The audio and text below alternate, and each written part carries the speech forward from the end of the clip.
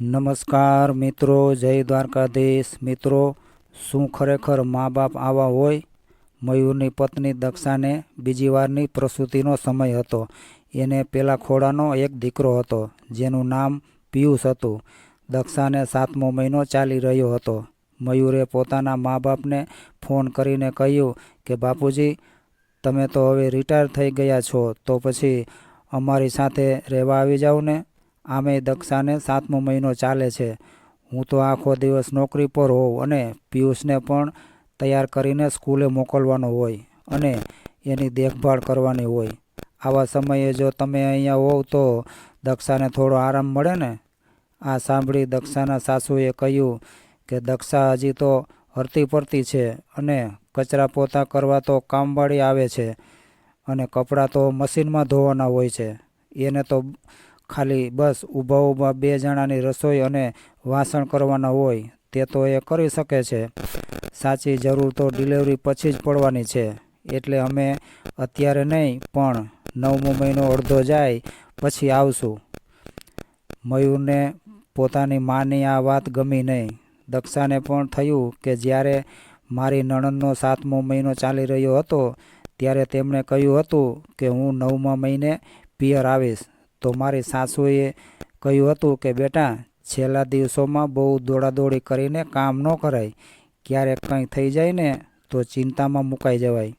એટલે તું છે ને 7મા મહિને પિયર આવી જાજે, તો તને બરાબર આરામ મળે। અને અત્યારે મારી ડિલિવરી વખતે તેઓ એમ કહે છે કે અમે 9મો મહિનો અડધો જાય પછી આવશું। દીકરી અને વહુમાં આટલો બધો ભેદભાવ!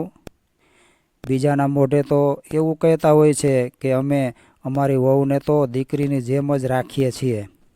જો વહુને ખરેખર દીકરીની જેમ રાખતા હોય ને તો પછી દીકરી અને વહુમાં આટલો બધો અંતરો શા માટે? શું ખરેખર માવતર આવા હોય? દક્ષાને 9મો મહિનો અડધો ગયો ત્યાર પછી તેના સાસુ સસરા આવ્યા હતા। એક દિવસ દક્ષાને કંઈક જરૂરી કામથી બેંકમાં જવું પડે એમ હતું।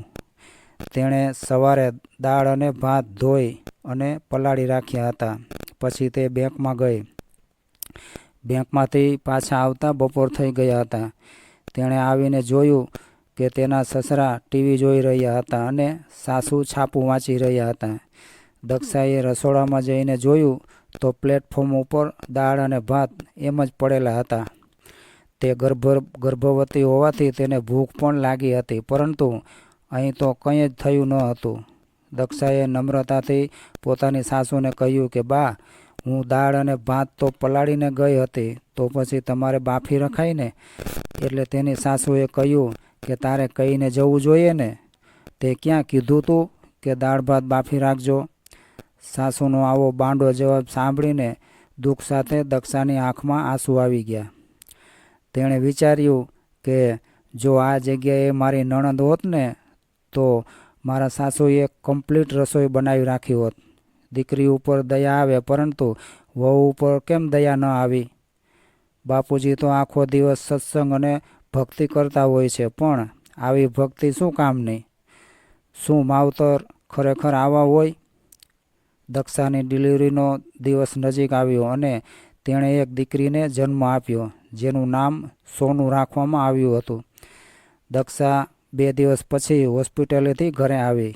પિયુષની સ્કૂલ ચાલુ હતી। દક્ષાના સાસુ પિયુષને રોજ સવારે તૈયાર પેકેટ ખોલીને નાસ્તાનો ડબ્બો ભરી દેતા હતા।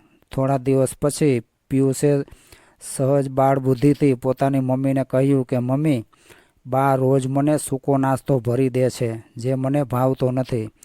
તમારા જેવો નાસ્તો બનાવતા બાને નથી આવડતો। આ સાંભળી દક્ષાના સાસુ બોલ્યા કે મારાથી સવારમાં ગરમ નાસ્તાની ઝંઝટ નહીં થાય।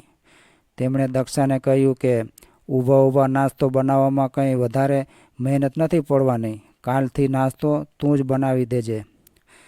આવું સાંભળી દક્ષાએ વિચાર્યું કે પહેલી ડિલિવરી વખતે તો પોતે પિયર હતી ત્યારે 1.5 મહિના સુધી તેની મમ્મી તેને ખાટલા પર જ જમવાનું આપતી હતી, અને અહીં તો હજુ અઠવાડિયું માંડ થયું છે ત્યાં તો સાસુ એમ કહે છે કે સવારનો નાસ્તો તું બનાવી દેજે। ત્યારે દક્ષા કાંઈ બોલી નહીં અને પિયુષને કહ્યું કે બેટા, કાલથી હું તને નાસ્તો બનાવી આપીશ હો. આમ ને આમ દિવસો પસાર થઈ રહ્યા હતા. ત્યાં તો સોનું 1.25 મહિનાની થઈ ગઈ હતી. દક્ષાના સાસુ સસરાએ કહ્યું કે હવે તો દક્ષા બધું કામ કરી શકે છે, તો પછી હવે અમે જઈએ ને. આ સાંભળી મયુર બોલ્યો કે હવે તો બાપુજી રિટાયર થઈ ગયા છે, તો અહીં પાછા જવાની શું જરૂર છે? અહીં અમારી સાથે જ રહો ને. આમ તો બધા કહેતા હોય કે અસલ કરતાં વ્યાજ વધારે વાલું હોય, તો તમને ઈચ્છા નથી થતી કે અહીં રહીને અમે આ બંને છોકરાઓને રમાડીએ? આ સાંભળી એની બાએ કહ્યું કે હાથ પગ હાલતા હોય ત્યાં સુધી દીકરા અને વહુથી અલગ રહેવામાં જ મજા છે. અમે સ્વતંત્રતાથી રહી તો શકીએ, અહીં તો અમારે બંધનમાં રહેવું પડે. આ સાંભળીને મયુરને ખૂબ જ દુઃખ થયું, પરંતુ તેમણે મા બાપની ઈચ્છાને માન આપ્યું. મયુરને થયું કે જો બા અને બાપુજી સાથે રહેતા હોય તો બાળકોને પણ દાદા દાદી તરફથી કેટલી હૂંફ મળે. બાળકોને દાદા દાદીની જરૂર તો ખરેખર નાના હોય ત્યારે જ પડે, પરંતુ એ લોકોને અમારી સાથે રહેવું જ નથી. શું માવતર ખરેખર આવા હોય? સોનું 9 મહિનાની થઈ ત્યારે એક રાત્રે અચાનક પાણી જેવા ઝાડા થઈ ગયા. પિયુષ ત્યારે સૂતો હતો અને સોનુને હોસ્પિટલે લઈ જવી પડે એમ હતી. તેથી મયુર અને દક્ષાએ પિયુષને પાડોશી પાસે મૂક્યો અને પોતે બંને હોસ્પિટલે ગયા. ત્યારે બંનેને બા બાપુજીની યાદ આવી કે આવા સમયે જો બા બાપુજી સાથે હોત ને તો પિયુષને પાડોશી પાસે મૂકવો ન પડ્યો હોત. દક્ષાએ હોસ્પિટલેથી વહેલી સવારે પોતાની સાસુને ફોન કર્યો અને કહ્યું કે બા, સોનુને ઝાડા થઈ ગયા છે અને હોસ્પિટલમાં દાખલ કરી છે. પિયુષની સ્કૂલ પણ ચાલુ છે અને મયુરને પણ ઓફિસેથી રજા નથી મળે એમ, તો તમે અહીં આવી જાઓ ને.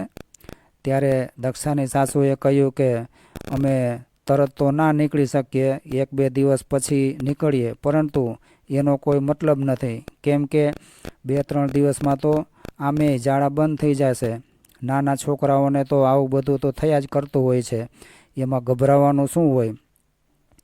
આવું સાંભળી દક્ષાને ખૂબ જ આઘાત લાગ્યો. તેણે વિચાર્યું કે પૌત્રી પૌત્ર માટે તો દાદા દાદી કેટલું બધું કરતા હોય છે, પરંતુ અહીં તો બા બાપુજી જ્યારે પણ તેમના ઘરે આવતા ત્યારે દક્ષાની સાસુ થોડું ઘણું ઘરકામ કરતા તો તેના સસરા કહેતા કે આપણે તો અહીં થોડા દિવસ માટે આવ્યા છીએ, તો અહીં કામ ન કરાય, આરામ કરાય. ત્યાં તો તારે આખો દિવસ કામ કરવાનું જ છે. થોડા મહિના પછી દક્ષાના પિયરમાંથી એક ફોન આવ્યો કે દાદાની તબિયત બહુ ખરાબ છે અને તને વારંવાર યાદ કરે છે, તો તું થોડા દિવસ અહીં આવી જા. એટલે દક્ષાએ પોતાના સાસુને ફોન કર્યો અને કહ્યું કે બા, મારા દાદા ખૂબ જ બીમાર છે, એટલે મારે પિયર જવું પડે એમ છે, તો તમે થોડા દિવસ અહીં આવીને રહો ને, તો મયુરને બહારનું ખાવું ન પડે, કેમ કે તેને બહારનું જમવાનું બહુ ફાવતું નથી. તો તેના સાસુએ કહ્યું કે મયુરને દરરોજ કંઈ ને કંઈ નવીન આઈટમ ખાવા જોઈતી હોય અને મને એવું બધું કંઈ બનાવતા નથી આવડતું, એટલે બપોરે એનું ટિફિન બહારથી બંધાવી દેજે અને સાંજે એક ટાઈમ તો એ બહાર જમી લેશે. 4-5 દિવસની જ તો વાત છે ને. દક્ષાએ કંઈ કહ્યું નહીં અને ફોન મૂકી દીધો. તેણે મયુરને આ વાત કરી. મયુરને મનમાં થયું કે મારા મા બાપને મારી જરાય ચિંતા નથી, મારા પ્રત્યે જરાય લાગણી નથી, તો પછી દક્ષા ઉપર તો ક્યાંથી હોય? આવી તો અનેક નાની મોટી ઘટનાઓ થતી રહેતી હતી. ત્યારે દક્ષાને થયું કે શું ખરેખર માવતર આવા જ હોય? એક દિવસ દક્ષાની ધીરજ ખૂટી ગઈ. તેણે મયુરને કહ્યું કે મયુર, અત્યારે આપણા બાળકો નાના છે અને આપણે એની જરૂર છે, તો તમારા માતા પિતા આપણી સાથે રહેવાની ના પાડે છે. કાલ સવારે જ્યારે અમને મારી જરૂર પડશે ત્યારે હું પણ સાથે રહેવાની ના પાડી દઈશ, તો ચાલશે ને? મયુરને ખબર હતી કે તેની પત્ની સાચી છે, એટલે એ કંઈ બોલ્યો નહીં અને ચૂપ રહ્યો. દક્ષાએ પોતાની મમ્મીને પણ ફોનમાં વાત કરી હતી. ત્યારે તેની મમ્મીએ કહ્યું કે જો બેટા, મયુર કુમાર તારા સાસુ સસરાના એકના એક દીકરા છે. ભવિષ્યમાં તમારે જ એમને સાચવવાના છે. તમે હસતા મોઢે રાખો કે પછી મોઢું બગાડીને રાખો, સેવા તો તમારે જ કરવાની છે. તો હંમેશા તું હસતા મોઢે જ માતા પિતાની સેવા કરજે. પોતાની માતાની સોના જેવી સલાહ સાંભળીને દક્ષાએ કહ્યું કે ભલે મમ્મી, તું કહે એમ જ અમે કરીશું. પછી તે થોડી શાંત થઈ. થોડા સમય પછી દક્ષાના સાસુ હૃદયરોગના હુમલાથી મૃત્યુ પામ્યા. હવે તેના સસરા એકલા થઈ જવાના કારણે મયુર અને દક્ષા સાથે શહેરમાં રહેવા આવી ગયા હતા. દક્ષા પણ પોતાના બાપુજીની જેમ જ સસરાનું ધ્યાન રાખતી હતી. થોડા સમય પછી તેના સસરાને પેરાલિસિસનો એટેક આવ્યો. દક્ષા બરાબર સાર સંભાળ રાખતી હતી. આ જોઈ તેના સસરાના મનમાં પોતાના વર્તન ઉપર ખૂબ જ અફસોસ થયો. તેમણે થયું કે જે વહુ સાથેના વર્તનમાં પોતે આટલો ભેદભાવ રાખતા હતા, એ જ વહુ આજે તેમની કેટલી બધી સેવા કરી રહી છે અને તેમની દીકરી તો ખાલી 2 દિવસ મળવા આવી અને જતી રહી. મારી સાચી દીકરી તો દક્ષા જ કહેવાય. મિત્રો, હર વખતે આપણે જે જોઈએ તે સાચું નથી હોતું. મા બાપ કેટલા એકલા રહેતા હોય તો આપણે એવું વિચારીએ કે જો તો ખરા વહુ દીકરો કેવા છે. પોતાના સગા મા બાપ એને ભારે પડે છે. ઘડપણમાં એને સાચવતા નથી અને એની સેવા ચાકરી પણ નથી કરતા. પણ ઘણી વખત માતા પિતા જ એવું વિચારતા હોય છે કે જ્યાં સુધી હાથ પગ હાલતા હોય ત્યાં સુધી એકલા રહેવામાં અને સ્વતંત્ર જીવન જીવવામાં જ મજા છે. તેથી હર વખતે વહુનો જ વાંક હોય એ જરૂરી નથી. વહુને ખાલી કહેવા ખાતર દીકરી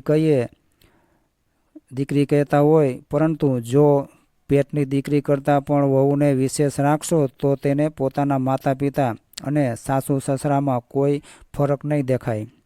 મિત્રો, આજની કહાની તમને પસંદ આવી હોય તો વિડીયોને લાઇક, શેર અને ચેનલને સબસ્ક્રાઈબ જરૂરથી કરજો.